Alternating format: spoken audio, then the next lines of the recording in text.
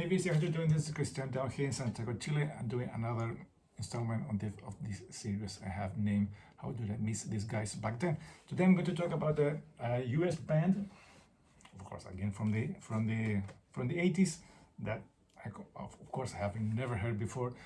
Back then, maybe seen an ad on a magazine, but I can't.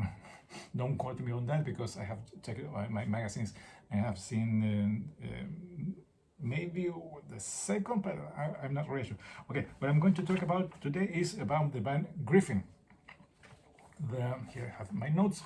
The American power metal band Gryphon released two really good studio albums during their main run.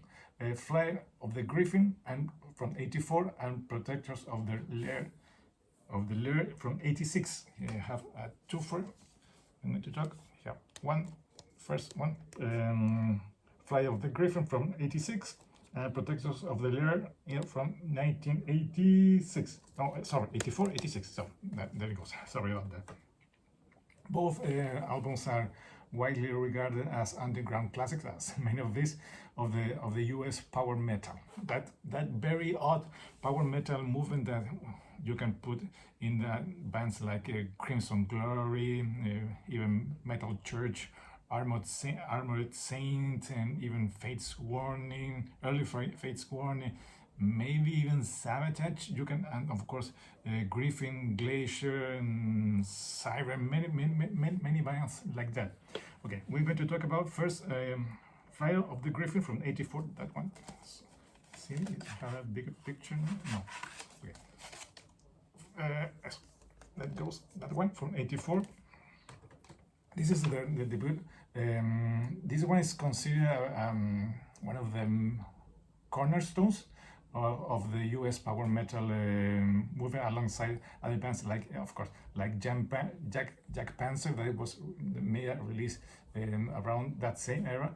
But Gryphon, I think it's a little bit much better because it's a masterclass. It's aggressive, it's raw, and makes a good blend of that early power metal themes that some bands were starting to use, like swords and sorcery, like you can, of course, can hear in early Manowar themes. Let's see where's the style. They here have some really cool and complex shifts in music, combined with really cool bass lines and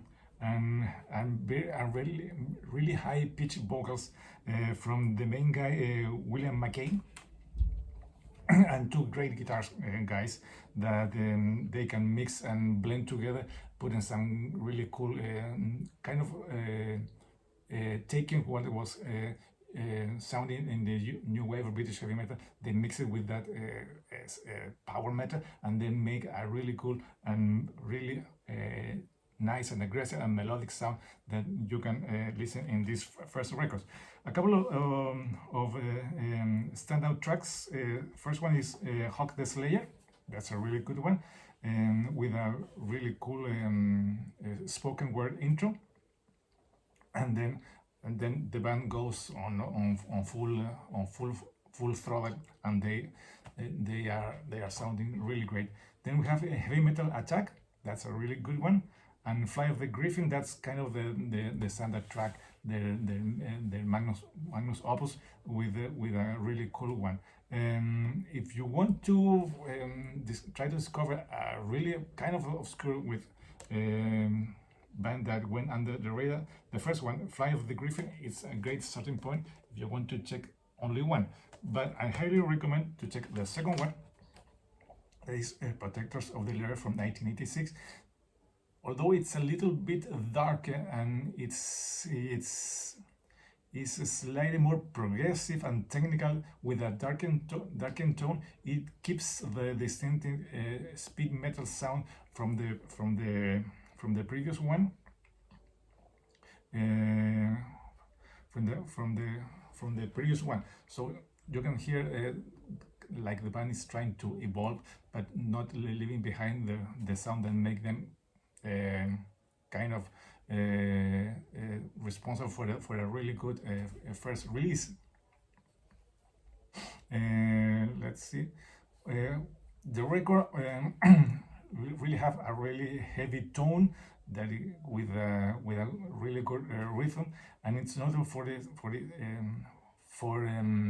in this release the singer goes for a kind of high pitch sound like a King Diamond, but without some of those very distinctive King's falsetto. You can hear something, but not like that. So if you don't like King Diamond, don't worry. This is not a guy trying to replicate or resonate or sound like a King Diamond. A couple of cool tracks, of course. Here we have Curse of the Deceiver. That's a really good one. An instant memorable song that you will that I think that's a real earworm song that with a really cool and heavy a catchy chorus. Possession Society, another, that's the epic one in this record, a 7-minute song, really epic, really progressive, and with a mix of course power metal with melodies. It's a really nice one. And the last one is Tame the Lion, and that's a really good one, a little bit more darker, a little bit more progressive, but still a great one. So what do we have here? While many fans and critics believe this is not as good as their first one, still is a pleasant listening experience. And you can hear the band changing, evolving, trying to adapt their sound to to what was happening there, but without leaving what they kind of made them popular in the area where they were playing their music. So what we have here, this is a twofer that I bought from Golden Core Records. Yes, this is a reissue they did a couple of years ago. Yes, what we have here, the albums from of course from that era, but both albums remastered from 1920, plus a new remix of Protectors of the Air and some other stuff. So we have here we have the Flight of the Griffin, and we have Protectors of the Air, a remix from 2020, and then we have Protectors of the Air, the original album, but the original remix, but remastered to 2020. And then we have the booklet. This is the first album. I don't know why they didn't put the second artwork maybe on the background, but it is what it is. And lots of stuff to read about the band.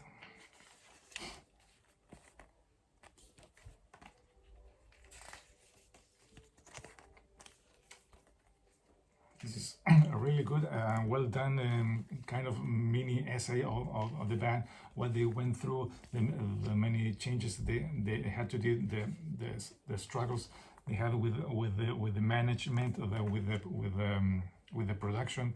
They have again some problems on the second album. The main guy wasn't very happy how the second album sounded, though, so that's why he was very pleased when he heard this remix from the guy. The name of the guy I can't remember. Nudie. That's the guy who runs Golden Core Records.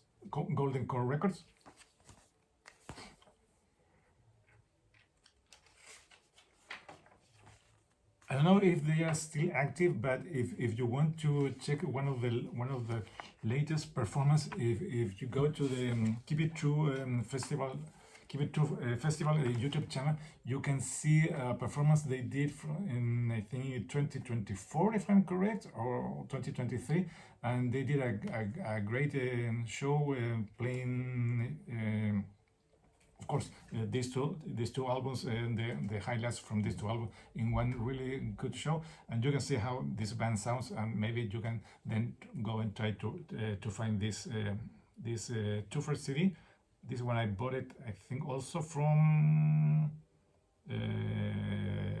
maybe Dying Victims Productions record label website, maybe, if I'm correct.